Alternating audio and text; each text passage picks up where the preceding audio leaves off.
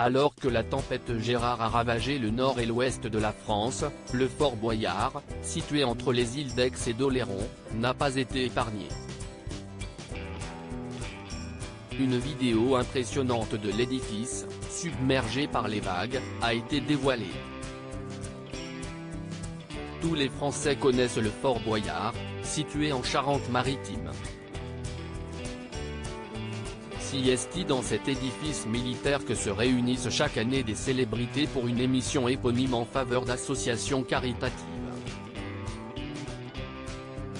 Le jeu, présenté par Olivier Mine et lancé pour la première fois en 1990, fait partie des émissions phares de l'été et probablement des programmes les plus cultes du petit écran français. Aujourd'hui encore, il fédère des millions de téléspectateurs durant la période estivale.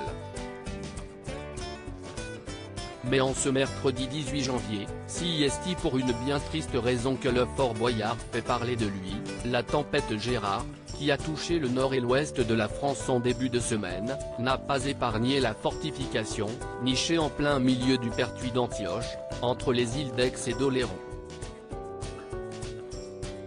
Ce lundi 16 janvier, alors que la tempête balayait l'ouest du pays avec rafales allant jusqu'à 150 km/h, le photographe Xavier Léoty a immortalisé l'impact des vagues sur le Fort Boyard.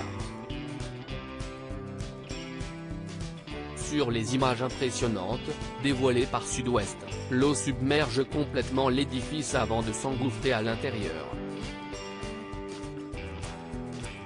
Les embruns donnent cette impression de hauteur, par rapport à la vigie, mais les vagues sont assez grosses, elles recouvrent le mur. On voit d'ailleurs l'eau qui coule aussitôt après le long du parapet, a témoigné le photographe auprès du quotidien régional. Un phénomène climatique qui n'est pas sans conséquences sur le fort, dont la façade de granit et de calcaire est déjà fortement dégradée.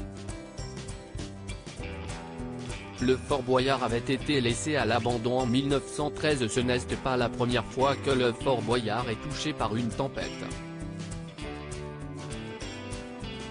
Depuis la fin de sa construction en 1957, il a été victime de nombreuses catastrophes.